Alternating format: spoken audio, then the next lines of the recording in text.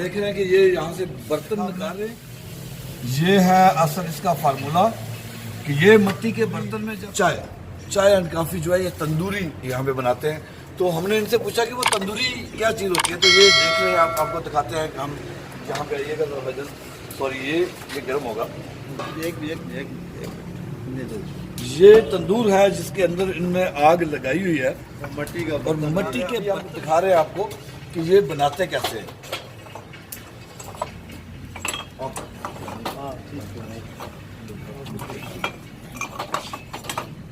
ये आप देख रहे हैं कि ये यहाँ से बर्तन निकाल रहे हैं, और बर्तन जो सही गर्म हुआ होगा ये भाई बहुत कारीगर किस्म के आदमी आके निकाल के उसमें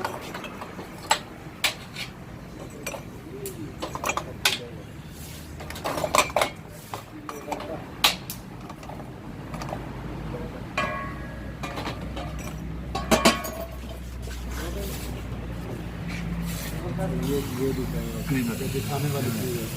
वाह वाह वाह वाह, देखा आपने। ये है असल इसका फार्मूला कि ये मिट्टी के बर्तन में जब चाय इन्होंने डाल दिया तो ये चाय मिट्टी के बर्तन से उसकी जो खुशबू है वो अपने अंदर लेगी।